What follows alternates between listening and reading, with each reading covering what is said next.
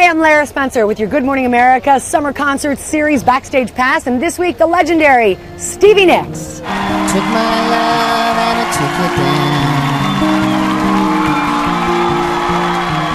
Climbed a mountain and I turned around, and I saw my reflection in the snow-covered hills. How would you describe the Stevie Nicks style? Here it is, right here. Were you the original There bohemian? It is, you know, it's like that. It is. It's like gypsy bohemian, Yeah, right? it is.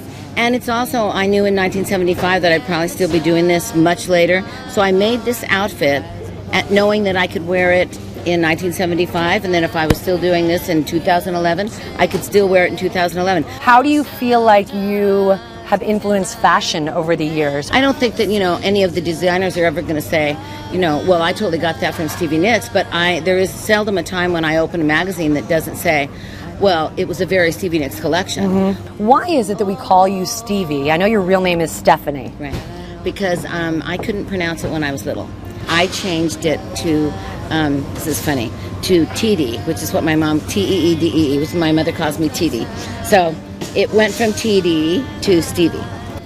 Tell me about Soldier's Angel. I particularly care about this because you performed it recently for our own Bob Woodruff's foundation. I started going in 2005 to Walter Reed, and I wrote the poem after the first night. I walked out of there and got pushed into the car and turned around and watched the ambulances come in, and I just said, you know what, I came here a rock and roll star with not a care in the world, and I'm leaving here a soldier's mother. So I went home and I wrote the poem that became this song. It took me 5 years to write it. Oh, let's talk about your new album, In Your Dreams. 10 years in the making. What took you so long, Stevie? In 2009, Fleetwood Mac was in Australia, and I saw the movie New Moon. And I was very inspired by it because it just reminded me of something that had happened to me once upon a time.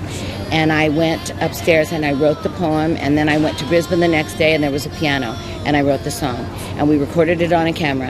And when I got up the piano, I said to my assistant Karen, I said, this is Moonlight, a vampire's dream, and I am ready to make a record. Wow. What do you think of Lady Gaga? Well, I love Lady Gaga, and I met her. And I thought she was very smart, very precise, and very honest. And she said to me, you know, sometimes, Stevie, when I don't know what to do, I just think, what would Stevie do? Wow. Well, of course, I had to love her after that. We need a new Fleetwood Mac album. Okay. All right, the one and only Stevie Nicks, everybody. Thank you. What a treat.